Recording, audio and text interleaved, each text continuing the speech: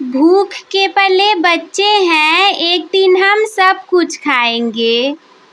भूख से पले बच्चे हैं, एक दिन हम सब कुछ खाएंगे। और ये जो लोग हमारी हार का इंतजार कर रहे हैं, तुम देखना इन लोग को हम एक दिन जरूर हराएंगे। नमस्कार मेरे प्यारे साथियों, मैं कोमल स्वागत करती हूँ आप सभी का हमारे आज के इस वीडियो में। तो आज मैं आप लोगों के लिए लेकर के आई हूँ कि अगर आप कक्षा 10 में पढ़ते हैं तो आपके अपने बोर्ड एग्जाम में हिंदी की कॉपी को कैसे लिखना है। हिंदी की कॉपी लिखने का बहुत ही ज़्यादा बेस्ट तरीका कुछ इस तरीके से अपने कॉपी को लिखने पर आपके 100 आउट ऑफ 100 नंबर कहीं नहीं जाएंगे, यानी कि 100 में से 100 पूरे नंबर आने वाले हैं। तो चलिए बिना देर करते हुए आज के इस वीडियो को हम शुरू करते हैं। सबसे पहले तो आप ये जानिए कि आपका जो क्वेश्चन पेपर होगा वो कुछ इस तरीके से रहेगा। सबसे पहले तो उसमें 20 रहेंगे MCQ दिए हुए। सबसे पहले 1 से लेकर के 20 तक आपके सामने MCQ दिए रहेंगे, लेकिन ये आप लोग को कॉपी में नहीं लिखना होता है। जो 20 MCQ दिए रहते हैं उसे आप लोगों के लिए OMR सीट मिल जाता है। तो अपने OMR सीट में आप लोग 20 MCQ के जो राइट आंसर रहता है उसे कुछ सर्कल की तरह गोले को रंग करके फिल कर देते हैं। उसके बाद जो आप लोग को कॉपी में लिखना होता है, कॉपी में लिखने वाली प्रक्रिया शुरू हो जाती है खंड ब वर्णनात्मक प्रश्नों के साथ में। तो सबसे पहले खंड क वाला देखिए, जितना भी रहेगा MCQ वो सारे आप OMR सीट में फिल कर देंगे। खंड ब वर्णनात्मक प्रश्न में क्वेश्चन नंबर 21 आपके सामने रहेगा, जिसमें गद्यांश दिए रहेंगे। 2 गद्यांश दिए रहेंगे क और ख करके। उस गद्यांश में से जो भी आपको आता रहेगा उसी को आपको हल करना रहेगा। जैसे कि क्वेश्चन नंबर 21 है कि निम्नलिखित गद्यांश पर आधारित 3 प्रश्नों के उत्तर देना है और ये आपके लिए 6 अंकों का रहेगा।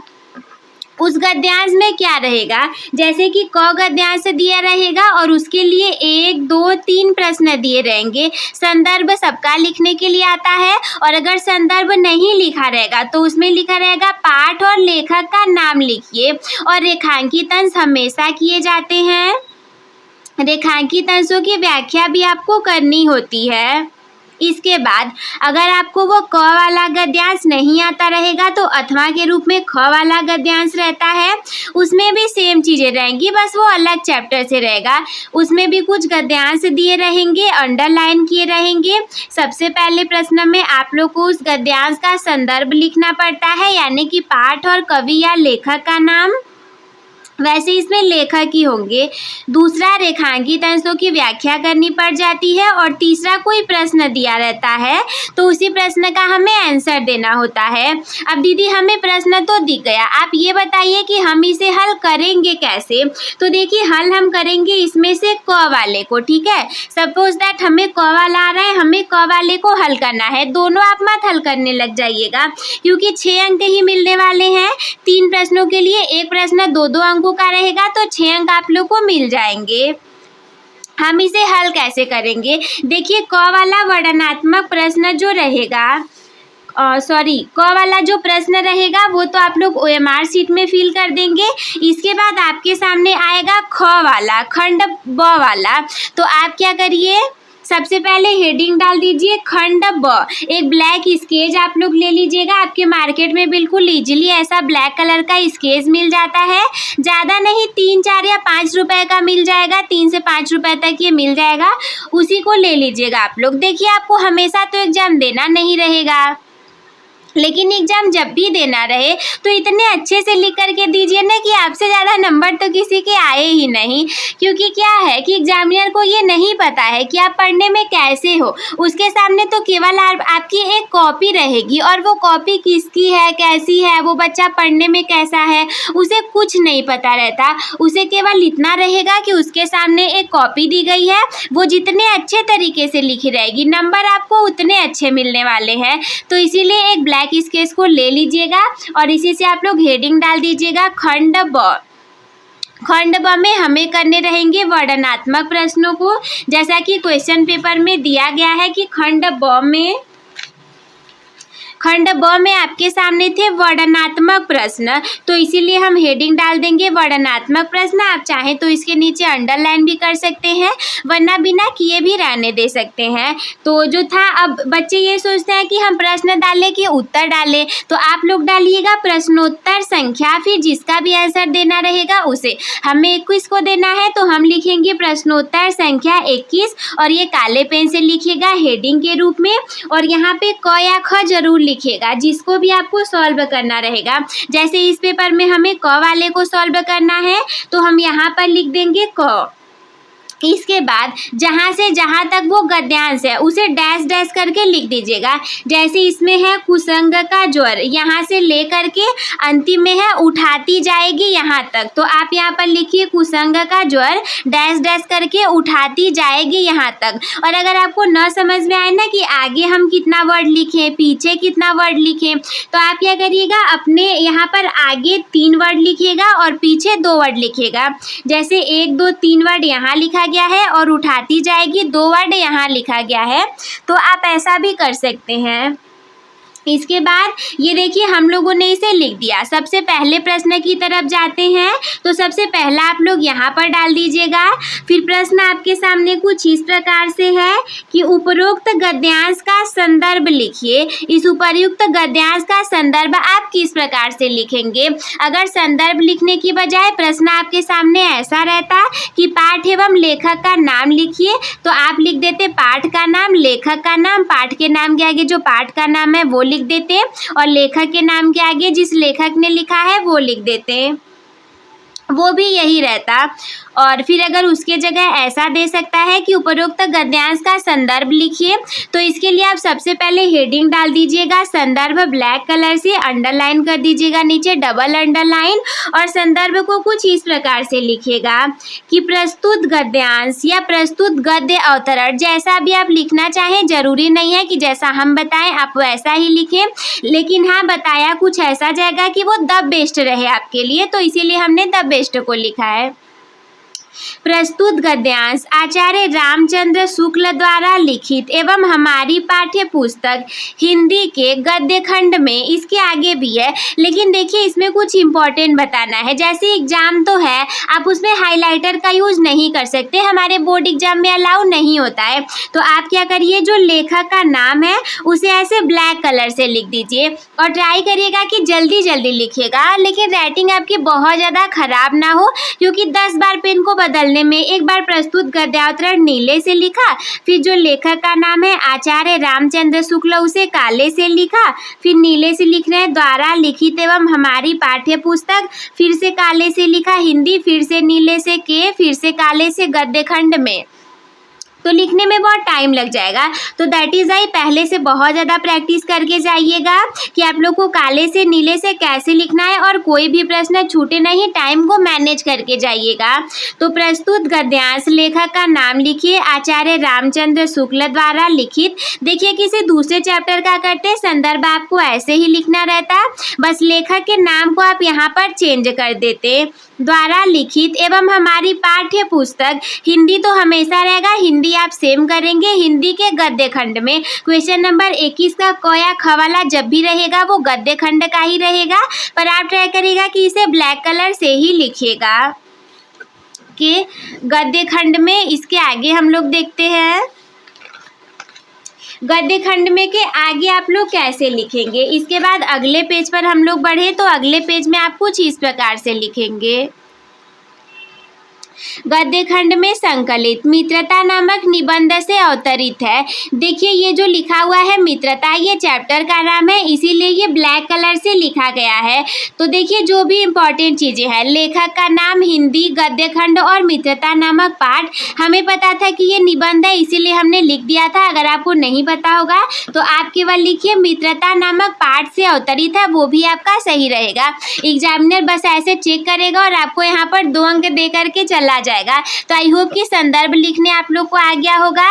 इसके बाद हम देखते हैं सेकेंड वाला क्वेश्चन आपके सामने किस प्रकार से है। सेकेंड नंबर क्वेश्चन कह रहा है कि रेखांकित अंशों की व्याख्या कीजिए। यानी कि देखिए पेपर में हमारे सामने ये सब जो रेखांकित अंश दिए गए हैं, हमें इनकी व्याख्या करना है। हम इनकी व्याख्या कैसे करेंगे?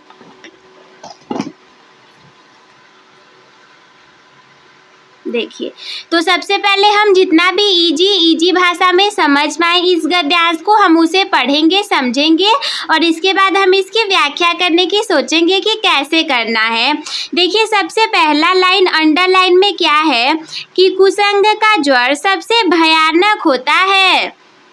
हम भी जानते हैं कि हमारे जीवन में हमारे दोस्त लोगों का कितना ज़्यादा महत्व है। वो अगर सत्संगति हो फिर तो अच्छा है, लेकिन अगर कुसंगति हो जाएगी ना तो इसका बुखार बड़ा ही हानिकारक सिद्ध हो सकता है। हम जानते हैं कि संगत से गुण होता है, संगत से गुण जात। यानी कि अगर मित्र आपके अच्छे होंगे तो आप आगे बढ़ जाएंगे और अगर खराब होंगे तो आप पीछे रह जाएंगे। ये केवल नीति और सद्वृत्ति का ही नाश नहीं करता बल्कि बुद्धि का भी क्षय करता है। यानी कि कुसंग का जो ज्वर है इससे केवल हमारी नीति और सद्वृत्ति का ही नाश नहीं होगा, ये हमारे बुद्धि का भी क्षय कर देगा। और किसी युवा पुरुष की संगति अगर बुरी होगी तो वो उसके पैरों में बंधी चक्की के समान होगी। हम जानते हैं कि अगर किसी युवा पुरुष की संगति खराब हो जाए तो उसके पैरों में बंधे उसी बड़े खराब पत्थर और चक्की के समान होगी, जो कि उसे दिन प्रतिदिन अवनति के गड्ढे में गिराती जाएगी। और अगर अच्छी हो जाए तो उसे सहारा देने वाली बाहु के समान होगी, जो कि उसे निरंतर उन्नति की ओर उठाती जाएगी। अब देखिए हम रेखांकित अंशों की व्याख्या किस प्रकार से करेंगे। इसके लिए आप अपने कॉपी में हेडिंग डालिए रेखांकित अंशों की व्याख्या। आप अपने कॉपी में हेडिंग डालिए रेखांकित अंशों की व्याख्या और इसके बाद आप इसकी व्याख्या करना शुरू करिए। जो कुछ भी आपको समझ में आ रहा है, जैसे भी समझ में आ रहा है, आप उसको लिखते जाइए। जैसे कि सबसे पहला लाइन हमारे पास है कि कुसंग का ज्वर सबसे भयानक होता है। इसके लिए हम ऐसा लिख सकते हैं, चाहे तो आप यहाँ पर लिख दीजिए आचार्य रामचंद्र शुक्ल जी कहते हैं या फिर शुक्ल जी कहते हैं या लेखक कहते हैं, आप कुछ भी लिख सकते हैं कि बुरी संगति घातक बुखार के समान हानिकारक होती है। देखिए जो भी आपको समझ में आएगा, जैसे भी समझ में आएगा, बिना हिचकिचाहट के आप लोग लिख दीजिएगा कि लेखक कहते हैं कि जो बुरी संगति होती है वो घातक बुखार के समान हानिकारक होती है। अगला लाइन, ये केवल नीति और सद्वृत्ति का ही नाश नहीं करती बल्कि बुद्धि का भी क्षय करती है। जिस प्रकार से भयानक बुखार व्यक्ति के केवल स्वास्थ्य का ही नाश नहीं करता बल्कि कभी कभी उसके प्राण भी ले लेता है ना, उसी प्रकार से बुरी संगति हमारा सब कुछ, जैसे कि हमारी नैतिकता, हमारा सदाचार, हमारा मन और बुद्धि, सारी चीजों को नष्ट कर देती है। और इसके बाद अगला लाइन कुछ इस प्रकार से है, यदि किसी युवा पुरुष की संगति बुरी होगी तो वो उसके पैरों में बंधी चक्की के समान होगी, जो कि उसे दिन दिन अवनति के गड्ढे में गिराती जाएगी। और यदि अच्छी होगी तो सहारा देने वाली बाहु के समान होगी, जो कि उसे निरंतर उन्नति की ओर उठाती जाएगी। इसके लिए हम ऐसा लिख सकते हैं, जिस प्रकार से पैरों में बंधा हुआ भारी पत्थर किसी युवा पुरुष को आगे नहीं बढ़ने देता बल्कि उसे गिरा देता है, उसी प्रकार से कुसंगति से मनुष्य का सदैव पतन ही होता है। और यदि हमारी संगति अच्छी होगी तो वो हमें दिन प्रतिदिन उन्नति के पथ पर आगे बढ़ाती जाएगी। कुछ इस प्रकार से आप अपने रेखांकित अंशों की व्याख्या करेंगे। देखिए एक बात और ध्यान रखिएगा कि जैसे हमने हमारे कॉपी में इस साइड में ऐसे लिखा हुआ था खंड ब, तो ये जो ब्लैक स्केच है ये इस तरफ से छप करके आ गया है इस तरफ, ठीक है। बट आप लोग को ध्यान ये रखना है कि ऐसे स्केच का यूज करिएगा जो छप करके उस तरफ न जाए। वैसे ये स्केच बहुत अच्छा है, उस तरफ छप करके नहीं जाता, लेकिन रीजन ये है कि ये जिस कॉपी पे हम लोग लिख रहे हैं ऐसी कॉपी आप लोग को बोर्ड एग्जाम में नहीं मिलेगी। भले ही लिखना आप लोगों को कुछ इसी प्रकार की कॉपी पर है, बोर्ड एग्जाम की जो कॉपी होती है वो थोड़ी सी बड़ी होती है, वाइट कलर में और मोटी होती है, तो वो एक तरफ से दूसरी तरफ छपेगी नहीं। और ये वाली जो कॉपी है वो आप लोग को हाफ ईयरली में, प्री बोर्ड में, त्रैमासिक में और जितने भी एग्जाम होंगे उसमें यही वाली कॉपी मिलेगी, तो इसी पर लिखना रहेगा। इसे भी ध्यान रखिएगा। अगले वाले प्रश्न की तरफ आगे बढ़ें कि उपरोक्त गद्यांश में लेखक हमें क्या संदेश देना चाहता है। अब इसे हम किस प्रकार से लिखेंगे? इसे आप कुछ इस प्रकार से लिखेंगे। सबसे पहले तीसरा हेडिंग डाल दीजिए क्योंकि तीसरे का आंसर लिखना है। अब इसके आंसर को कुछ इस प्रकार से लिखिए। ट्राई करिए कि 3 से 4 लाइन में पैराग्राफ के फॉर्मेट में लिखें और ज़्यादातर लिखे गए में कहीं कट पीट ना हो, गलत ना हो और नीले और काले पेनों के संयोजन से अत्यंत सुंदर तरीके से लिखिए। जैसे लेखक क्या संदेश देना चाहता है, तो आप कुछ इस प्रकार से लिख सकते हैं कि उपर्युक्त गद्यांश में लेखक हमें संदेश देना चाहता है कि बुरी संगति का प्रभाव बहुत भयानक होता है। ये सदैव हमारी बुद्धि का क्षय करता है और इसीलिए हमें अच्छी संगति में रहना चाहिए जो कि हमें सदैव आगे बढ़ाएगी। देखिए ये सब जो आंसर हैं, ये सब आंसर आप लोग को दूसरे जगह पर कहीं नहीं मिलने वाले। आंसर आप लोग को खुद से पढ़ना पड़ेगा, लिखना पड़ेगा, ट्राई करना पड़ेगा, तभी आप लोग को सारी चीज़ें समझ में आएंगी। इसके बाद 21वां प्रश्न पूरा हुआ क्योंकि अथवा के रूप में ख वाला है। अगर हम क वाला न कर पाते, क वाला न आता तो हमें इस ख वाले को करना रहता, परंतु हमने क के सारों प्रश्नों का जवाब दे दिया। ध्यान रखिएगा, जिसके तीनों प्रश्न आपको आते रहेंगे आप उसी गद्यांश को चुनिएगा लिखने के लिए, अन्यथा क्या होगा कि इसमें के 2 प्रश्न आएंगे, इसमें का 1 आएगा और आप कोई नहीं लिख पाएंगे। तो हिंदी की जो भी चैप्टर्स हैं वो पढ़ा दिए गए हैं, आप प्लेलिस्ट में जा कर के सब देख सकते हैं। 21वां प्रश्न पूरा हुआ। 22वें की तरफ बढ़े तो जैसे गद्यांश था क्वेश्चन नंबर 21 में, वैसे क्वेश्चन नंबर 22 में पद्यांश है। दिए गए पद्यांश पर आधारित 3 प्रश्नों के उत्तर देना है। जैसे क वाला है या फिर आपके सामने ख वाला है, आप चाहे तो क वाले को करें या फिर आप ख वाले को कर सकते हैं। क वाला है, अभिगत गति कछु कहत न आवे, जो गूंगे मीठे फल को रस अंतर्गत ही भावे, परम स्वाद सबहि सुनिरंतर अमित तोष उपजावे, मन बानी को अगम गोचर सो जाने जो पावे, रूप रेख गुण जाति जुगति बिनु निरालंबित धावे, सब विधि अगम विचार ही ताते सूर सगुन पद गावे। अगर आपको ये पता होगा तो पहला प्रश्न आपके सामने कि उपर्युक्त पद्यांश का अर्थ लिखना है। अगर पता हो तो पद्यांश का अर्थ लिखेंगे, दूसरा संदर्भ लिखना है, तीसरा कौन सा अलंकार है। पढ़ने पर आप लोग को इसमें अलंकार का भी पता चलेगा, अलंकार आप लोगों ने पढ़ा होगा उसे बताना है और इसका संदर्भ लिखना है कि किसने लिखा है, कौन से चैप्टर से लिया गया है और पद्यांश का अर्थ भी लिखना है। जैसे कि इसमें सूरदास के पदों से लिया गया है। सूरदास जी क्या कहते हैं कि अरे वो जो निरालंब हमारे प्रभु जी हैं ना, उनके बारे में हमें कुछ कहता ही नहीं बनता, हम कुछ कह ही नहीं पाते हैं। जैसे कि कोई गूंगा व्यक्ति है, वो फल को खा ले, उसे वो फल बहुत ज्यादा अच्छा लगेगा, पसंद भी आ जाएगा, परंतु वो उसे कहेगा कैसे, क्योंकि वो तो गूंगा व्यक्ति है, वो केवल अंदर ही अंदर उस फल का आनंद ले पाएगा। मेरे प्रभु तो मन और वाणी से अगम और अगोचर हैं, जो जानता है केवल वही उन्हें पा सकता है। पता नहीं रूप रेखा गुण और जाति इन सभी चीजों के बिना वो किस प्रकार से रहते हैं, वो कैसे हैं। मेरे प्रभु जो कि अगम और अगोचर हैं, सूरदास जी उन्हीं के पद गाते हैं। तो ये इसका अर्थ हो जाएगा। संदर्भ में आप लिखेंगे कि ये सूरदास के पद से लिया गया है और अलंकार को आप लोग हमें कमेंट करके बताइए इसको पढ़ करके कि इसमें कौन सा अलंकार है। जैसे देखिए अगम अगोचर में आ गया, जाने जो में ज आ गया, तो यहाँ पे आपका अनुप्रास अलंकार हो जाएगा। आई होप कि आप लोग को पता भी रहा होगा। अगर आपको ये नहीं आ रहा होगा तो आप अथवा के रूप में ख वाला दिया है, सखी सब कौतुकी देख निहारे, जेऊ कहावत ही तू हमारे, जेऊ के जगह यहाँ पे जेठ लिख दिया है। एक्चुअली ये पेपर जो है ना, कभी कभी मिस प्रिंटिंग हो जाती है, बोर्ड एग्जाम के पेपर में भी मिस प्रिंटिंग हो जाती है, तो आप लोग पढ़े रहेंगे तो पता रहेगा, वरना आप वही कुछ बना करके उल्टा सीधा लिख देंगे। कोउ न बुझाई कहई गुरु पाई, ए बालक सिहट भली नाई। रावण बाड़ छुआ नहीं चापा, हारे सकल भूप करि दापा। सो धनुराज कुंवर कर देई, बाल मदार की मंदर लेही। तो हम करेंगे इसी ख वाले को सॉल्व।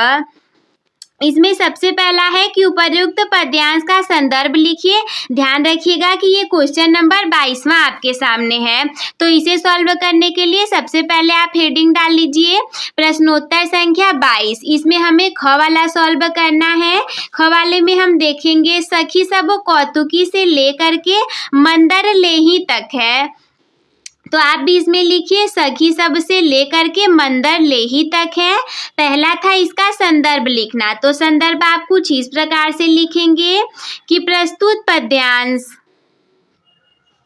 गोस्वामी तुलसीदास द्वारा रचित हमारी पाठ्य पुस्तक हिंदी के धनुष भंग से अवतरित है। प्रस्तुत जो पद्यांश है इसके कवि हैं गोस्वामी तुलसीदास जी। तो आप इसे ब्लैक कलर से लिख देंगे, जैसे कि गद्यांशों में आपने लेखक को नाम को ब्लैक कलर से लिखा था, वैसे ही पद्यांश में भी आप जो रहेंगे कवि उन्हें ब्लैक कलर से लिख देंगे। और जो हिंदी हमारी पुस्तक है इसे ब्लैक कलर से लिखेंगे। धनुष भंग चैप्टर का पाठ का नाम है, तो इसे ब्लैक कलर से लिखेंगे। अगर आप चाहें तो आप इन सभी चीज़ों के नीचे अंडरलाइन भी कर सकते हैं, तो आप ऐसे लिख देंगे कि इससे अवतरित है। इसके बाद दूसरा प्रश्न है कि रेखांकित अंश की व्याख्या कीजिए, परंतु इसमें कहीं रेखांकित अंश ही नहीं है। ऐसा नहीं है कि केवल इसी पेपर में गड़बड़ी है, हो सकता है कि बोर्ड एग्जाम में जो पेपर आएगा उसमें भी रेखांकित अंश ना रहे, तो ऐसे कंडीशन में आप पूरे का लिख दीजिएगा। पूरे का लिख देंगे तो चाहे जहाँ रेखांकित अंश हो नंबर तो आपको मिलने वाला ही है। देखिए पहला हमारे सामने एक एक लाइन पढ़ के हम इसकी व्याख्या करते हैं। दूसरा हल करना है तो हम हेडिंग डाल देंगे रेखांकित अंश की व्याख्या। ऐसे हेडिंग डाल करके ब्लैक कलर से नीचे डबल अंडरलाइन कर दीजिएगा और फिर इसकी व्याख्या करना आप लोग शुरू करिएगा कुछ इस प्रकार से। सखी सब कौतुकी देख निहारे, जेऊ कहावत ही तू हमारे। आप इसमें ऐसे लिखिए कि प्रस्तुत रेखांकित अंश में, या फिर आप लिख सकते हैं प्रस्तुत पद्यांश में सीता जी की माता जी कहती हैं कि हे सखी, यहाँ तो सभी केवल तमाशा देखने के लिए आए हैं। जेऊ कहावत ही तू हमारे, कोई भी हमारे हित। इसके आगे अगले पेज में हमने लिखा है कोई भी हमारे हित की बात नहीं कर रहा है। इसके बाद अगला लाइन है कोउ न बुझाई कहई गुरु पाई, ए बालक सिहट भली नाही। कोई इनके गुरु विश्वामित्र को ये समझाता क्यों नहीं कि श्री रामचंद्र जी के लिए हट करना उचित नहीं है। रावण बाढ़ छुआ नहीं चापा, हारे सकल भूप करि दापा। अरे जिस बार को रावण छू तक नहीं पाया था और सारे राजा हार गए थे। सो धनुराज कुंवर कर देई, बाल मदार की मंदर लेही। वही धनुष इस राजकुमार के हाथों में दिया जा रहा है। क्या कभी हंस के बच्चे भी मद्रांचल पहाड़ को उठा सकते हैं? मद्रांचल यहाँ पे लिखना भूल गए, आप लोग चाहे तो लिख लीजिएगा। तो इस प्रकार से आप इस रेखांकित अंश की व्याख्या करेंगे। दूसरे वाले को कुछ इस प्रकार से लिखेंगे। तीसरा है कि उपर्युक्त पंक्तियों में कौन सा अलंकार है। अलंकार की बात करें जैसे सखी सब में सौ स का, और ऐसे ही करके आप लोग पढ़ेंगे तो आप लोग को एक ही अक्षरों की बार बार आवृत्ति देखने के लिए मिल जाएगी। तो आप लिख देंगे कि उपर्युक्त पंक्तियों में मुख्य रूप से जो अलंकार रहेगा उसे आई थिंक ब्लैक कलर से लिखिएगा, ज़्यादा सही रहेगा, क्योंकि और किसी कलर का आप यूज कर नहीं सकते बोर्ड एग्जाम में, आपको केवल इसी का यूज करना है। तो लिखिए उपर्युक्त पंक्तियों में मुख्य रूप से अनुप्रास अलंकार है। इस प्रकार से आप लिख देंगे। तो 22वां क्वेश्चन भी आपके सामने पूरा हुआ। अब आएगा आपके सामने 23वें नंबर का क्वेश्चन जो कि 5 नंबर का है। इसमें क्या करना रहेगा, दिए गए संस्कृत गद्यांश में से किसी एक का ससंदर्भ हिंदी में अनुवाद करना है। जैसे क वाला यहाँ पर दिया हुआ है और क के बाद आगे भी दिया हुआ होगा क वाला, और यहाँ पे फिर ख वाला है। जो भी आप लोग को आता रहेगा उसका आप लोग करेंगे। ससंदर्भ हिंदी में अनुवाद। दिए गए संस्कृत गद्यांश में से किसी एक का ससंदर्भ हिंदी में अनुवाद करना है। तो सबसे पहले आप हेडिंग डालिए प्रश्नोत्तर संख्या 23, और प्रश्नोत्तर संख्या 23 डालने के बाद आपको जिसे भी हल करना हो, आप चाहें तो इस क वाले को हल करें, चाहें तो ख वाले को हल करें। तो हम क वाले को हल करते हैं, तो हम यहाँ पर क लिख देंगे और जहाँ से जहाँ तक है हम उसे लिख देते हैं। वाराणसी सुविख्याता, वाराणसी सुविख्याता से लेकर के लास्ट में है इमाम बहु प्रशंसन्ति, तो यहाँ पे हम लिख देंगे बहु प्रशंसन्ति, यानी वाराणसी सुविख्याता वाले की हम व्याख्या करने जा रहे हैं। हिंदी में अनुवाद बहु प्रशंसन्ति तक है ये। तो एक बार हम इसे अच्छे से पहले पढ़ लें। वाराणसी सुविख्याता प्राचीना नगरी इयं विमल सलिल तरंगायाः गंगायाः कूले स्थिता, अस्याः घट्टानां वलयाकृति पंक्ति धवलायां चंद्रिकायां बहु राजते, अगणिताः पर्यटकाः सुदूरेभ्यः नित्यम् अत्र आयान्ति, अस्याः घट्टानाश्च शोभां विलोक्य इमां बहु प्रशंसन्ति। या फिर अथवा के रूप में ख वाला आपके सामने है। एकदा बहवः जना धूमयानम् आरुह्य नगरं प्रति गच्छन्ति स्म, तेषु केचित् ग्रामीणाः केचिच्च नागरिकाः आसन्, मौनं स्थितेषु तेषु एकः नागरिकः ग्रामीणान् उपहसन् अकथयत्, ग्रामीणाः अद्यापि पूर्वत अशिक्षिताः अज्ञाश्च सन्ति। तो हमें क वाले को हल करना है। देखिए प्रश्न नहीं रहेंगे। सबसे पहला इसमें ससंदर्भ हिंदी अनुवाद, जो 5 अंक है ये 2 अंकों में डिवाइड होगा। 2 + 3, 2 अंक संदर्भ के लिए और 3 अंक हिंदी अनुवाद के लिए रहेंगे। तो हम इसका संदर्भ लिखते हैं। ध्यान रखिएगा कि जो आपको आता रहेगा उसी को लिखिएगा। सो संदर्भ इस प्रकार से है कि प्रस्तुत संस्कृत गद्यांश हमारी पाठ्य पुस्तक हिंदी के संस्कृत परिचायिका के अंतर्गत वाराणसी नामक पाठ से अवतरित है। आप जैसा भी चाहें लिख सकते हैं, लेकिन मैं आप लोग को एक तरीका बता दे रही हूँ कि ऐसे ही लिखिएगा। हिंदी जरूर लिख दीजिएगा। संस्कृत परिचायिका भी आप लिख सकते हैं, या फिर इसके जगह आप अनिवार्य संस्कृत लिख सकते हैं। और चैप्टर का नाम जरूर पता होना चाहिए कि वाराणसी नामक पाठ से अवतरित है। जैसे इसमें पहला वर्ड ही हमारे सामने वाराणसी है, इसीलिए हमें पता है कि वाराणसी नामक पाठ से लिया गया है। तो संदर्भ हो गया, 2 अंक आपके पक्के हो गए। अगले 3 अंक के लिए है हिंदी में अनुवाद करना। तो क के बाद इसके बाद आप हेडिंग डालेंगे हिंदी अनुवाद। क वाला जब आपका हो गया रहेगा तो आपका हिंदी अनुवाद कुछ इस प्रकार से करेंगे। हेडिंग डाल दीजिए हिंदी अनुवाद। आप चाहें तो बीच में डाल करके नीचे से भी लिख सकते हैं। बहुत बच्चे क्या करते हैं कि कॉपी भरने में ज़्यादा परेशान रहेंगे कि हमें कॉपी को बहुत ज़्यादा भर लेना है। अगर आप कॉपी भरने के चक्कर में पड़ेंगे और आपको कुछ आ न रहा हो तो नंबर बहुत अच्छे नहीं आने वाले, कट ही जाएंगे। इसीलिए बेहतर ये है कि कॉपी अगर आपको आ रहा है, कॉपी भरना है तब तो ठीक है, लेकिन आ भी नहीं रहा है और आप कॉपी भरने के लिए भी लगे हुए हो तो ये तो सही नहीं है आपके लिए। आ रहा हो तो भर सकते हैं, बना करके लिख सकते हैं बहुत अच्छा सा। देखिए हिंदी अनुवाद में सबसे पहली लाइन, वाराणसी सुविख्याता प्राचीना नगरी, अर्थात वाराणसी अत्यंत प्रसिद्ध प्राचीन नगरी है। देखिए एक बात बताएं, एग्जामिनर पूरा पढ़ करके एक एक लाइन नहीं चेक करेगा। भले ही मैं अच्छे से आप लोग को एक एक लाइन बता दे रही हूँ, पर एग्जामिनर एक एक लाइन का चेक नहीं करेगा। वो क्या करेगा कि केवल देखेगा लिखा हुआ है, काले नीले पेन से बहुत अच्छे से चेक करेगा, नंबर दे करके चला जाएगा। ध्यान रखिएगा कि ये वाला जो हाशिया है इसके इस तरफ मत लिखिएगा, क्योंकि वो यहाँ पे चेक करके यहीं पर नंबर दे करके जाएगा। अगर आप यहाँ पे भी कुछ लिख देंगे तो फिर वो नंबर कहाँ पे देगा, हो सकता है कि जोड़ने में नंबर आपका छूट जाए। इसी वजह से आप यहाँ पे इस वाली जगह को खाली छोड़ दीजिएगा। और नहीं आ रहा होगा तो भी आप लोग क्या करिएगा, बनाव ना करके उसमें ज़रूर से लिख दीजिएगा। अगला लाइन है, इयं विमल सलिल तरंगायाः गंगायाः कूले स्थिता, अर्थात ये स्वच्छ जल तरंगों वाली गंगा के किनारे पर स्थित है। अस्याः घट्टानां वलयाकृतिः पंडित धवलायाः चंद्रिकायां बहु राजते, अर्थात इसके घाटों की गोलाकार पंक्ति सफेद चांदनी में बहुत शोभित होती है। अगणिताः पर्यटकाः सुदूरेभ्यः नित्यम् अत्र आयान्ति, यानी कि असंख्य यात्री दूर दूर देशों से यहाँ आते हैं।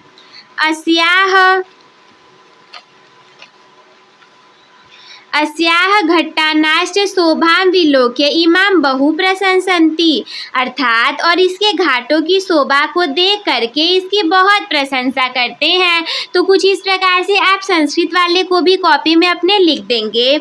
अगला प्रश्न आपके सामने क्वेश्चन नंबर 24 वाला कि दिए गए संस्कृत पद्यांश में से किसी एक का ससंदर्भ हिंदी में अनुवाद करना है। ये गद्यांश दिया हुआ था 23 नंबर का, 24वें वाले में आपको ससंदर्भ हिंदी में अनुवाद करना है। ये दो श्लोक हैं आपके सामने। पहला श्लोक है नितराम नीचोस्मिति त्वं खेदम कूप कदापि मा कृथाः अत्यंत सरस हृदयो यतः परेशान गुणग्रहितासि। तो आपको इसका क्या करना है, ये जिस भी चैप्टर से लिया गया है उसका संदर्भ के साथ हिंदी में अनुवाद करना है। नहीं आ रहा होगा तो चिंता की बात नहीं है, अथवा के रूप में दूसरा भी है बंधनम मरणम वापि जयो वापि पराजयः उभयत्र समो वीरः वीर भावो हि वीरता। ये 5 अंक के लिए आपके सामने है। 5 अंक में क्या है, 2 अंक आपको संदर्भ के लिए और 3 अंक आपको इसके हिंदी अनुवाद के लिए दिए जाएंगे। तो हम देखिए कैसे लिखेंगे। आप हेडिंग डालिए प्रश्नोत्तर संख्या 24 और आपको जिसको भी हल करना होगा आप उसे ऐसे डैश डैश करके लिख देंगे। जैसे हम इस सेकेंड वाले बंधनम मरणम वाले को करेंगे सॉल्व, तो हम लिखेंगे बंधनम मरणम से लेकर के, आप चाहें तो बंधनम मरणम वापी से लेकर के ही वीरता तक लिख सकते हैं। बंधनम मरणम वापी से लेकर के ही वीरता तक हम लिख देंगे और इसके बाद हमें इसमें संदर्भ सहित हिंदी अनुवाद को करना है। तो हेडिंग डालिए संदर्भ और कुछ इस प्रकार से लिखिए। देखिए संदर्भ लिखने का तरीका एक ही होता है। एक तरीका आप याद कर लीजिए कि संदर्भ ऐसे लिखा जाएगा। अब चाहे आपको गद्यांश में लिखना हो, पद्यांश में लिखना हो, संस्कृत में लिखना हो, कहीं पर भी लिखना हो, संदर्भ आप इसी तरीके से लिखेंगे। जैसे कि प्रस्तुत संस्कृत पद्यांश, अगर गद्यांश होता तो हम गद्यांश लिख देते हैं। प्रस्तुत संस्कृत पद्यांश संस्कृत परिचायिका के अंतर्गत संकलित वीरः वीरेण पूज्यते नामक पाठ से लिया गया है। इसमें संस्कृत परिचायिका इम्पोर्टेंट था और चैप्टर का नाम वीरः वीरेण पूज्यते इम्पोर्टेंट है, तो हम इसे ब्लैक कलर से लिख देंगे। अगला 3 अंकों के लिए आपको इसका हिंदी अनुवाद भी करना पड़ेगा। हिंदी अनुवाद कुछ इस प्रकार से है बंधनम मरणम वापी, यानी कि बंधन हो अथवा मरण हो, जयो वापी पराजय, जय हो अथवा पराजय हो, उभयत्र समो वीर, अर्थात वीर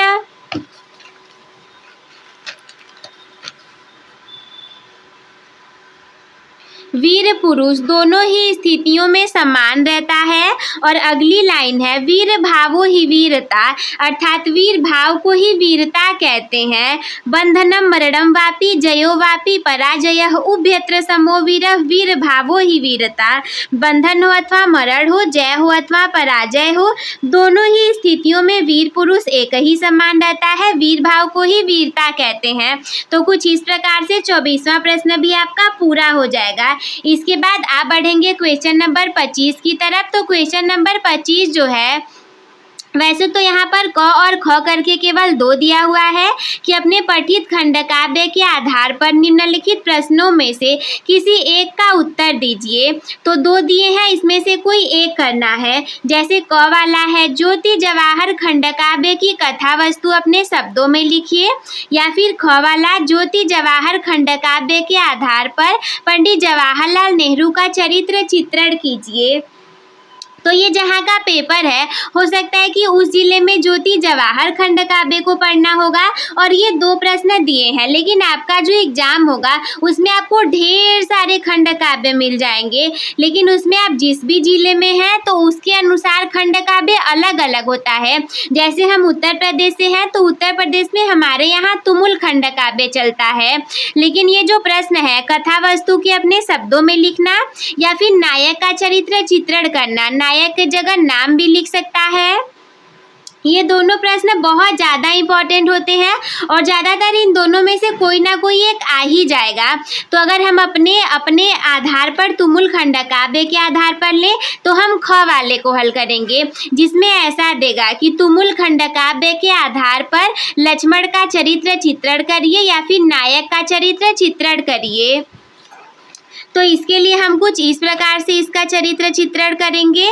हम डाल देंगे प्रश्नोत्तर संख्या 25 और ख वाला में हमें हल करना है तुमुल खंड काव्य के नायक लक्ष्मण का चरित्र चित्रण। तो लक्ष्मण का चरित्र चित्रण आप किस प्रकार से करेंगे? देखिए ये कितने अंक का है, ये केवल 3 अंकों का है, बहुत ज़्यादा नहीं है। तो 3 अंकों के लिए आपके लिए 2 पेज लिखना बहुत सही रहेगा। उससे ज़्यादा तो मैं कहूँगी ना ही लिखिएगा, क्योंकि आपको और सारी चीज़ें भी लिखनी होती हैं। हिंदी का पेपर बहुत लंबा होता है, टाइम आपके पास बचेगा ही नहीं अगर आप बहुत ज़्यादा लिखेंगे एक ही प्रश्न को। तो देखिए एक ही प्रश्न में 8 नंबर ला देंगे, बाकी प्रश्नों को छोड़ देंगे। इससे बेहतर तो ये रहेगा कि सारों प्रश्नों में 2-2 अंक लेकर के आइए, तो उससे आपके ज़्यादा अंक आ जाएंगे। अब देखिए कि हम खंड काव्य के आधार पर नायक का चरित्र चित्रण कैसे करेंगे। जैसे लक्ष्मण का हमें करना है, तो अगर आपने पढ़ा भी नहीं होगा फिर भी लक्ष्मण के बारे में आपको जो भी पता हो आप उसे लिख सकते हैं। जैसे कि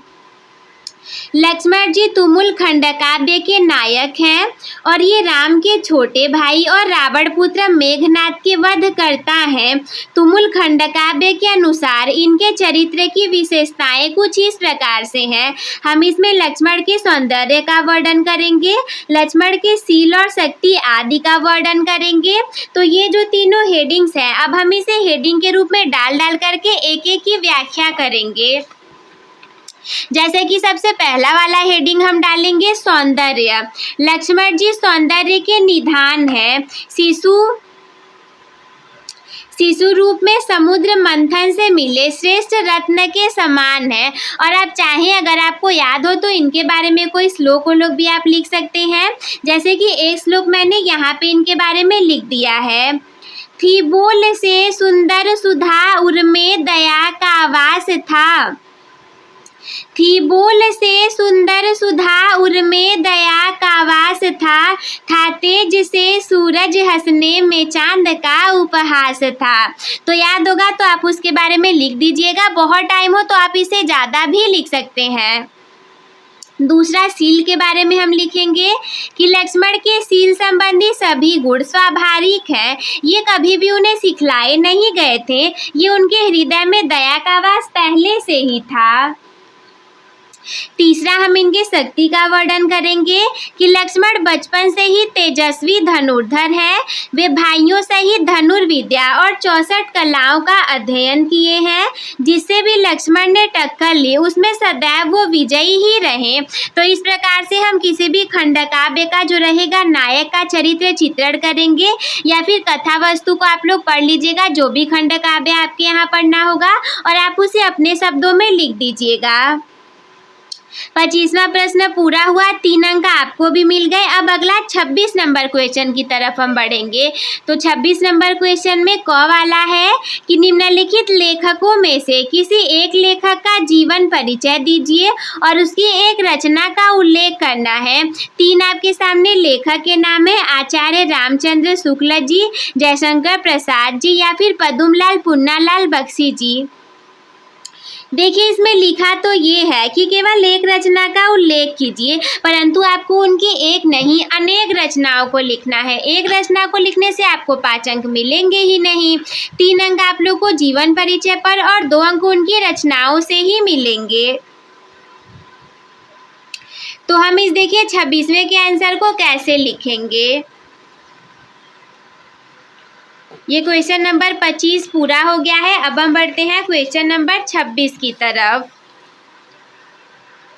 क्वेश्चन नंबर 26 में सबसे पहले आप हेडिंग डाल देंगे प्रश्नोत्तर संख्या 26 और इसके लिए देखिए 26 में हम हल करेंगे क वाले को। क में क और ख दोनों हैं तो हमें दोनों को सॉल्व करना है। ऐसा नहीं है कि केवल क वाले को करना है। क में आपके सामने 3 रहेंगे, तीनों में से किसी एक को करना रहेगा और ख में भी 3 रहेंगे, 3 में से किसी एक को करना रहेगा। तो सबसे पहले हम प्रश्नोत्तर संख्या 26 डालेंगे। क वाले को हमें सॉल्व करना है और क वाले में से भी हम सॉल्व करेंगे दूसरे जयशंकर प्रसाद जी के। तो हम यहाँ पर लिख देते हैं जयशंकर प्रसाद। और जीवन परिचय लिखने का सबसे बेस्ट तरीका कि सबसे पहले आप एक बॉक्स में उनका जो संक्षिप्त परिचय है उसे लिख दीजिए। कभी कभी क्या होगा कि एग्जामिनर ये तक नहीं देखने जाएंगे कि आपने जीवन परिचय में, साहित्यिक परिचय में, रचनाओं में क्या लिखा है। वो केवल आपका संक्षिप्त परिचय देखेंगे, ऐसे चेक करेंगे और 2 अंक यहाँ पर दे करके चले जाएंगे। तो इसीलिए संक्षिप्त परिचय जरूर से लिखिएगा। और संक्षिप्त परिचय अगर आपको पता रहेगा तो जीवन परिचय में तो यही आपको बना करके लिख देना है। देखिए हम 26 वाले का क में का दूसरा हल कर रहे हैं जयशंकर प्रसाद जी के लिए। एक बॉक्स बना लीजिए, पहले बॉक्स ना बना लीजिएगा, संक्षिप्त परिचय लिखने के बाद बॉक्स बनाइएगा। क्या पता आप कौन सी लाइन में कितना लिखने वाले हैं। लेकिन देखिए जन्म, जन्म स्थान, पिता, मृत्यु और कुछ महत्वपूर्ण उनकी रचनाएं आप लिख सकते हैं। और अगर कोई इंपॉर्टेंट पॉइंट हो तो उसे लिख दीजिएगा। जैसे जन्म इनका हम लिखेंगे सन 1889 ईस्वी में, जन्म स्थान काशी में, पिता थे इनके देवी प्रसाद जी, मृत्यु हुई थी इनकी सन 1937 ईस्वी में और ये छायावादी युग के प्रमुख लेखक थे। आप चाहें तो इसमें इनकी एक महत्वपूर्ण रचना का नाम भी लिख सकते हैं। महत्वपूर्ण रचना के रूप में हम इनका नाम लिखते हैं यहाँ पर। सबसे ज़्यादा महत्वपूर्ण जो है वो है कामायनी, जो कि एक महाकाव्य है। तो हम लिख देते हैं कामायनी और कामायनी है इनकी एक महाकाव्य। आप चाहें तो महत्वपूर्ण 2 से 3 रचनाओं को भी इसमें लिख दीजिएगा ताकि एग्जामिनर को नंबर काटने का कोई चांस ही ना मिले। तो ऐसे लिख करके आप बॉक्स बना दीजिएगा। जब भी कभी आपको लेखक का लिखना हो, कवि का लिखना हो, लेखिका का लिखना हो, कवित्री का लिखना हो, किसी का भी लिखना हो, उनका जन्म, जन्म स्थान, मृत्यु जरूर रहना चाहिए। महत्वपूर्ण 1-2 रचनाओं को लिख दीजिएगा। तो इतनी चीज़ें बहुत ज़रूरी है। अगर पिता का नाम पता हो तो लिख दीजिए, ना पता हो तो कोई बात नहीं। और महत्वपूर्ण पॉइंट पता हो तो लिख दीजिए, ना पता हो तो कोई बात नहीं। तो ऐसे लिखने के बाद केवल इतना पर ही नहीं रुक जाना है। इतना लिखने के बाद इसी चीज़ को हम पैराग्राफ के रूप में बना करके लिखेंगे कुछ इस प्रकार से।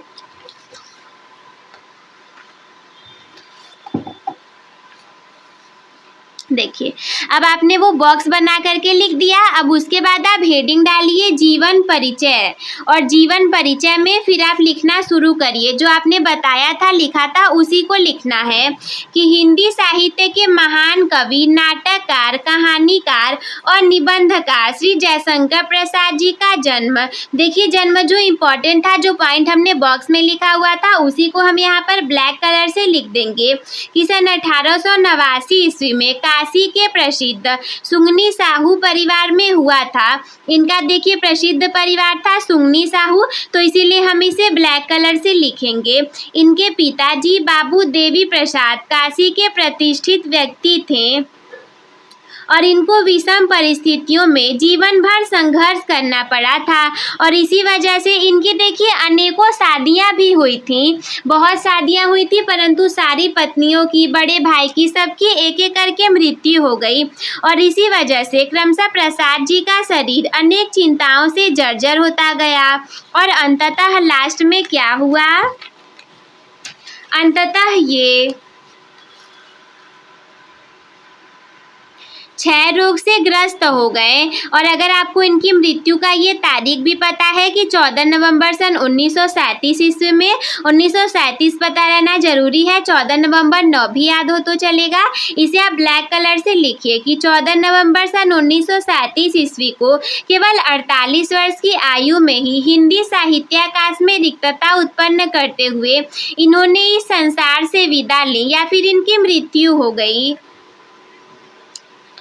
देखिए क्या है कि अगर आप केवल जीवन परिचय को ही बहुत ज़्यादा लंबा बना करके लिखेंगे तो बाकी पेपर का क्या होगा। समय केवल 3 घंटे 15 मिनट है, उसमें भी कभी सिग्नेचर कराने के लिए आ जाएंगे, कभी आपको बी कॉपी चाहिए होगी, तो 10-5 मिनट तो आपके वैसे ही जाने वाले हैं। फिर आपको ऐसे करके इधर लाइन को भी ड्रॉ करना रहता है। सारे कॉपी में आप लोग ऐसे करके लाइन को ड्रॉ कर लीजिएगा। इस सेकेंड तरफ मत करिएगा, केवल पहले तरफ ऐसे ड्रॉ कर लीजिएगा। अगर दूसरी तरफ इधर भी खींच देंगे तो एग्जामिनर को तुरंत पता चल जाएगा कि बच्चा केवल कॉपी भरना चाहता है और फिर वो आपको अच्छे अंक नहीं देगा। इसी वजह से केवल एक ही तरफ ड्रॉ कर दीजिएगा और जीवन परिचय को बहुत ज़्यादा लंबा न लिखिएगा। भले ही आपको पता हो लेकिन मेन पॉइंट को ही लिखिएगा। जानकारी के लिए पता रहना जरूरी है लेकिन बहुत ज़्यादा मत लिखिएगा। मैं भी क्लास 9th में थी तो मैंने ना बहुत ज़्यादा 4 पेज का केवल कबीरदास जी का जीवन परिचय लिख दिया था। मिलना केवल 3 अंक ही है आपको, मिलना केवल 5 अंक ही है आपको। उसके लिए आप कितना लिखने जाएंगे? एक पेज में बॉक्स बना दीजिए, एक में जीवन परिचय, दूसरे में कृतियों को लिख दीजिए। 2 से 3 पेज आपने लिख दिए केवल 5 अंकों के लिए, इससे ज़्यादा मत लिखेगा वरना समय की कमी हो जाएगी। और पेपर थोड़ा सा हिंदी वाला लॉन्ग होता है, उसमें समय भी नहीं बचता। तो ये कुछ इंफॉर्मेशन थी, याद रखिएगा। इसके बाद हम कृतियों की तरफ देखते हैं। देखिए कृतियाँ कुछ लोग क्या करते हैं, अगर आपको नहीं पता होगा तो आप केवल कृतियाँ हेडिंग डाल करके जो भी पता हो उसे ब्लू कलर से लिख दीजिए। लेकिन अगर पता हो कि उसके विधा क्या है, जैसे नाटक, कहानी संग्रह, उपन्यास, काव्य, अगर आपको उन सभी की विधाएं पता हो तो आप क्या करिए, विधाओं को डाल करके लिखिए। विधाओं को डाल करके 2 से 3 आप लोग याद कर लीजिए। जैसे नाटक में चंद्रगुप्त, स्कंदगुप्त, अजातशत्रु 3 हमने लिख दिए। कहानी संग्रह में छाया, प्रतिध्वनि और आकाशदीप। उपन्यास में कंकाल, तितली और इरावती। काव्य में कामायनी जो कि महाकाव्य है, आंसू, झरना और लहर। विधा के साथ में याद करिएगा, बहुत अच्छा हो जाएगा आप लोग के लिए। देखिए कारण इसका ये है कि जयशंकर प्रसाद की जो रचनाएं हैं ना, इसके जो आप लोग के 20 MCQ आते हैं उसमें भी पूछे जाते हैं। जैसे पूछ देगा स्कंदगुप्त किस विधा की रचना है, तो आपको बताना पड़ेगा कि ये एक नाटक विधा की रचना है। इसी वजह से आप इनके कृतियों को भी लिख पाएंगे और MCQ में भी प्रश्न जो आएंगे उसे भी आप हल कर लेंगे। इसीलिए मैं यही कहूँगी कि आप लोग इनकी कृतियों को साथ में याद कर लीजिएगा, विधाओं को साथ में याद कर लीजिएगा। तो ये वाला जो पहला वाला था वो हमारे सामने पूरा हुआ। इसके बाद ख वाला आ गया। क्वेश्चन नंबर 26 का ही ख वाला पार्ट आपके सामने है। ये क वाला था और यहाँ पर है ख वाला। इसमें देखिए लेखक का लिखना था और ख वाले में हमें कवि का लिखना है। निम्नलिखित कवियों में से किसी एक कवि का जीवन परिचय लिखिए और उसकी एक रचना का उल्लेख कीजिए। इसके लिए भी आपको 5 अंक निर्धारित हैं। बिहारी की, सूरदास की या फिर तुलसीदास की। तो जैसे हमने इसे लिखा था जयशंकर प्रसाद जी को, सेम एज इट इज हम लोग किसी कवि को भी लिख देंगे। 26 का ख वाला। तो आप लोग चाहें तो ऊपर आप लोग हेडिंग डाल सकते हैं कि प्रश्नोत्तर संख्या 26 का ख डाल दीजिए, या फिर पहले तो हम लोगों ने डाला ही था, केवल ख वाला डालिए। और ख वाले में हम लोग करेंगे तुलसीदास जी का तीसरा वाला। तो यहाँ पर केवल तुलसीदास नहीं, यहाँ पर हम तीसरा वाला भी लिख देते हैं कि हम तीसरे वाले तुलसीदास जी का करेंगे। देखिए जैसे आप लोग को बताया गया था जयशंकर प्रसाद जी का, वैसे ही आप तुलसीदास का भी एक ऐसे करके बॉक्स में उनका संक्षिप्त परिचय बना देंगे। जन्म में लिखिए सन 1532 ईस्वी। जन्म स्थान में राजापुर गांव में। बचपन का नाम था इनके राम बोला। माता एवं पिता का नाम अलग अलग भी लिख सकते हैं। इनके माता जी का नाम था हुलसी और पिता का नाम था आत्माराम दुबे। मृत्यु हुई थी इनकी 1623 ईस्वी में। गुरु थे इनके नरहरि दास जी। भाषा का ज़्यादातर इन्होंने प्रयोग किया है अवधी और ब्रज भाषा का, और ये श्री रामचंद्र जी पर इन्होंने बहुत ज़्यादा चीज़ों को लिखा हुआ है। ये उन्हीं के कवि हैं। देखिए जन्म इनका जो 1532 है, इसे याद रखने का तरीका ये है कि जब ये पैदा हुए थे तो इनके मुंह में 32 दांत थे। तो उसे आप लोग याद रखिएगा कि पैदा हुए थे तो मुंह में 32 दांत थे, इसीलिए जन्म इनका 1532 ईस्वी में हुआ था। वैसे इनके जन्म और मृत्यु को लेकर के कोई खास हमें मिलता नहीं है कि कहाँ पर कैसे क्या हुआ था, लेकिन फिर भी जो है प्रमाण मिलते हैं उसके हिसाब से हम यही मानेंगे। तो ऐसे करके आप एक संक्षिप्त बॉक्स बना दीजिएगा और इसी चीज़ को आप फिर नीचे फॉर्मेट के रूप में लिख देंगे। जीवन परिचय को लिखिए कि गोस्वामी तुलसीदास जी का जन्म, देखिए जो हमने यहाँ पर 1532 ईस्वी लिखा हुआ है, इसे ही हम ब्लैक कलर से यहाँ लिख देंगे। एग्जामिनर को पता है अगर बच्चे ने ये सारी चीज़ें सही लिखी हुई हैं तो उसी चीज़ को जीवन परिचय में नीचे भी लिखा गया है। गोस्वामी तुलसीदास जी का जन्म सन 1532 ईस्वी में बांदा जिले के राजापुर ग्राम में हुआ था, लेकिन कुछ विद्वान इनका जन्म एटा जिले के सोरो नामक ग्राम में भी मानते हैं। इनका जो बचपन था वो अनेकानेक आपदाओं के बीच में व्यतीत हुआ था और तुलसीदास जी जो थे उनकी पत्नी का नाम था रत्नावली, जो कि बहुत ही गुणवती और विदुषी महिला थी और उनसे ये अत्यंत प्रेम करते थे। अपनी पत्नी से तुलसीदास जी बहुत प्रेम करते थे, परंतु एक दिन वो मायके चली गई थी तुलसीदास जी को बिना बताए, क्योंकि ये राम भक्ति में लीन थे। तो क्या हुआ कि जब ये वापस लौटे तो इन्होंने देखा कि रत्नावली वहाँ पर नहीं थी। तब ये क्या किए, आधी रात को आंधी तूफान आ रहा था पर उसका सामना करते हुए अपने पत्नी के मायके चले गए। तो इनकी पत्नी ने इनको बहुत ही ज़्यादा फटकार दिया था, डांट दिया था। इसी वजह से इनके मन में थोड़ा सा वैराग्य उत्पन्न हो गया था और ये श्री रामचंद्र जी के फिर भक्त बन गए थे। आप चाहे तो इतनी कहानी जो मैंने बताई है उसे भी आप लिख सकते हैं यहाँ पर। काशी के 80 घाट पर सन 1623 ईस्वी में इनका निधन हो गया था। इसके बाद रचनाओं की बात करें तो जो भी रचनाएं आपको पता हो आप चाहें तो ऐसे 1, 2, 3, 4 भी करके लिख सकते हैं।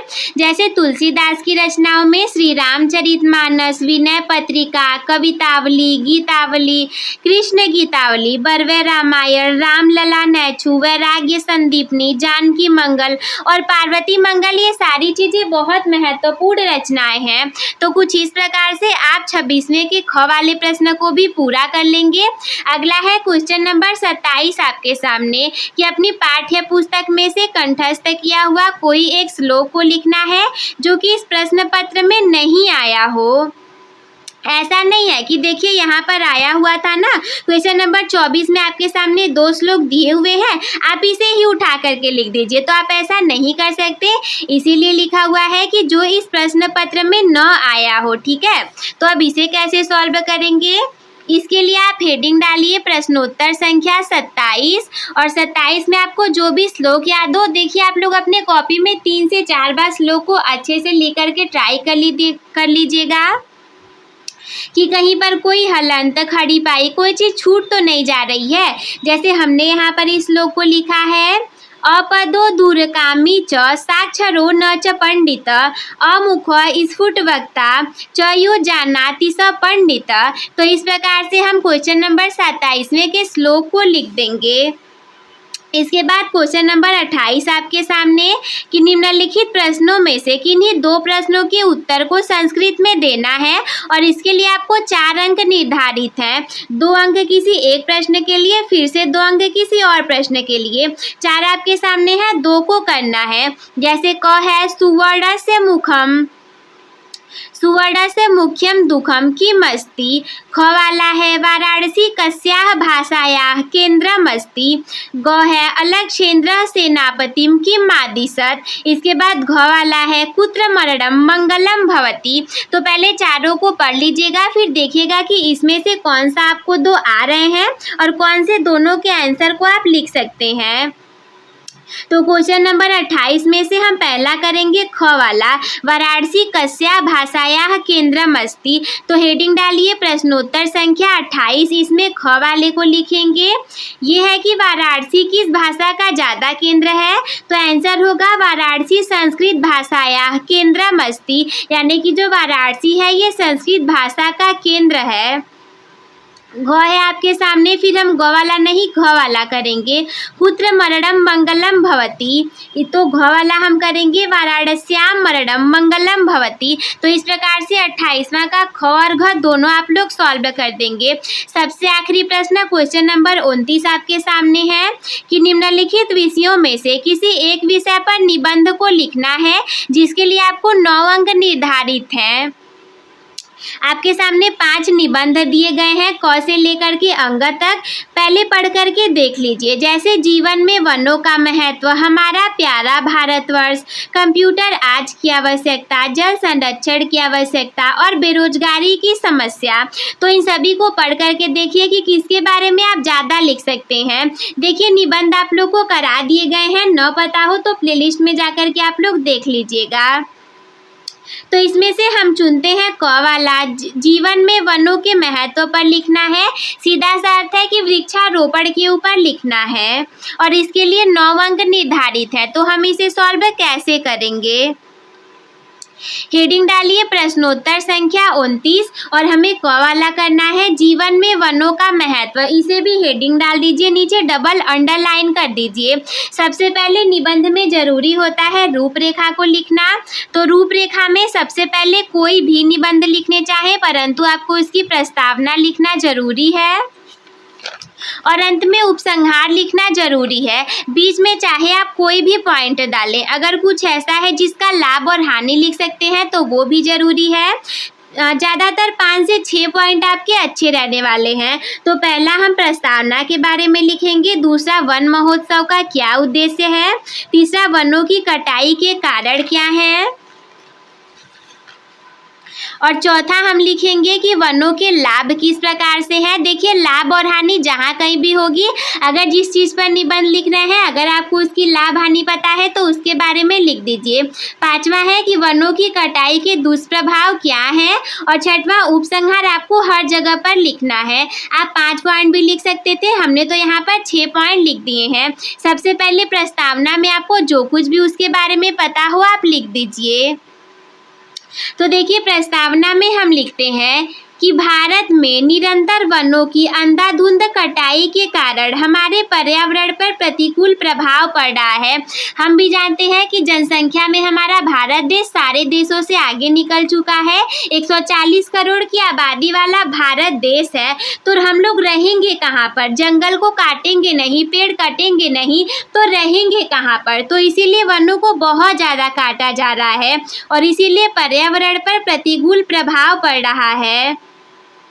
और जितने भी पेड़ों की कटाई की जा रही है उसमें से आधे भी नहीं लगाए जा रहे हैं। आप लगाएंगे कहाँ पर? सब जगह तो बिल्डिंग्स बनते जा रहे हैं, बच्चों को रहने के लिए अलग कमरा चाहिए। आप कहाँ पर जाएंगे पेड़ को लगाने? काट तो देंगे परंतु लगा नहीं पाएंगे। तो प्रस्तावना में आपको जो भी पता हो एक पैराग्राफ के रूप में अच्छे से आप लोग लिख दीजिएगा और एक पेज में हेडिंग ज़्यादातर आप लोग 2 डालिएगा। जैसे पहला प्रस्तावना, दूसरा वन महोत्सव का उद्देश्य, तीसरा हमने एक और यहाँ पर डाल दिया है बट इसमें एक ही लाइन यहाँ पर लिखा हुआ है, अगला हमने दूसरे पेज में लिखा हुआ है। ट्राई करिएगा पैराग्राफ आपका 5 से 6 लाइन का जरूर होना चाहिए। इसके बाद दूसरा हमें लिखना था वन महोत्सव का उद्देश्य। तो इसका मुख्य उद्देश्य क्या है? वन महोत्सव का मुख्य उद्देश्य ही ये है कि सभी जगह पेड़ लगाए जाएं और वनों के सिकुड़ते क्षेत्र को बचाया जाए। तो वन महोत्सव का मेन उद्देश्य यही था जिसके बारे में हमने यहाँ पर लिख दिया। तीसरा है वनों की कटाई के कारण क्या है। हम जानते हैं कि जनसंख्या बहुत ज़्यादा है तो बिना पेड़ को काटे हम रह नहीं पाएंगे।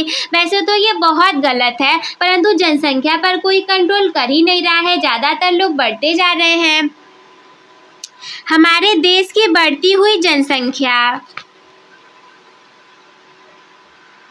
वनों की कटाई का मुख्य कारण है। आखिर पेड़ और जंगल कटेंगे ही क्यों अगर बच्चे और इंसान कम रहेंगे तो?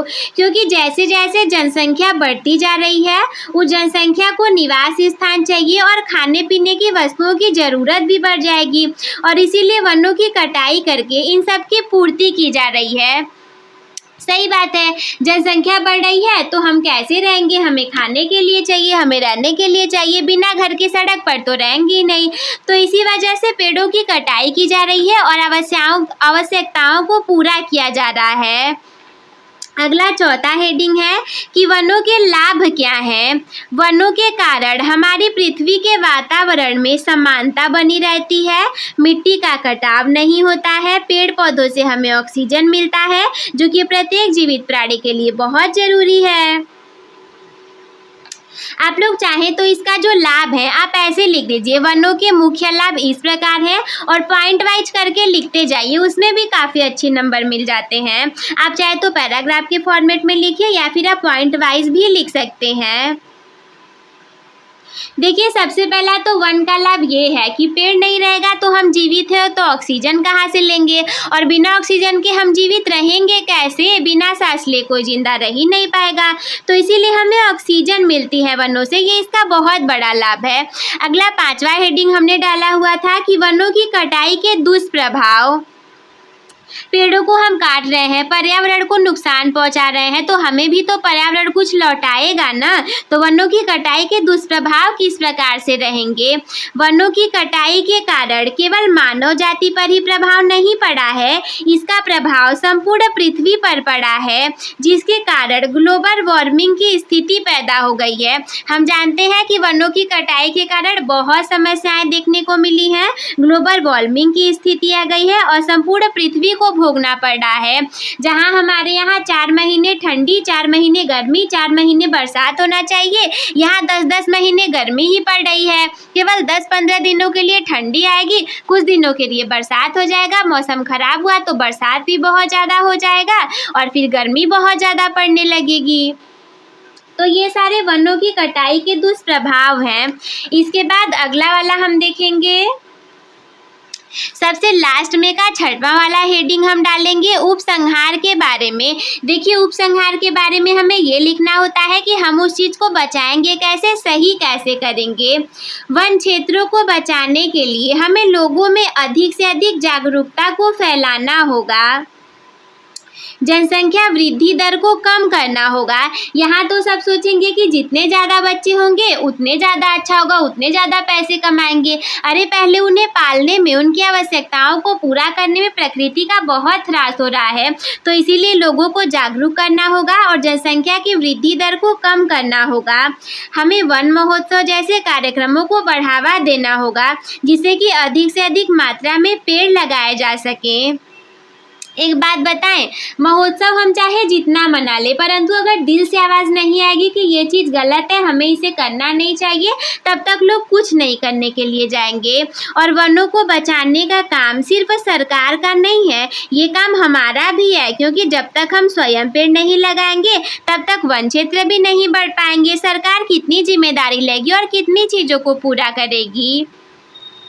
हमें अवैध वनों की कटाई करने वाले लोगों के लिए सख्त कानून का निर्माण करना होगा और सभी लोगों को पेड़ पौधों के लाभ बताने होंगे, जिससे कि वो अधिक से अधिक पेड़ को लगाएं। हमें लकड़ियों से बनी वस्तुओं का उपयोग कम करना होगा। हम जानते हैं कि उपयोग तो हम बहुत ज़्यादा करते हैं। इवन ये जो मेरी टेबल है जिस पे मैं आप लोग को बता रही हूँ, ये भी लकड़ी से ही बनी हुई है। जिस चेयर पर बैठकर बता रहे हैं वो भी लकड़ी से बनी हुई है। मतलब मोस्ट ऑफ द चीज़ें लकड़ी की है। आवश्यकता तो हमें है ही, तो इसके लिए ये जरूरी है कि काट रहे पेड़ तो लगाया भी तो जाए, परंतु काटा जाएगा, लगाया जाएगा ही नहीं। तो देखिए, ये हमारा आज का पूरा वीडियो था और मेरा बताने का प्रयास, जो बताना आप लोग को मेनली रूप से यही था कि हिंदी की कॉपी को हमें कुछ किस प्रकार से लिखना है कि 100 में से 100 अंक आप लोग के कहीं भी न जाए, यानी कि पूरे अंक आप लोग को मिल जाए। देखिए, 20 प्रश्न जो रहेंगे वो आप लोग OMR शीट में कर देंगे।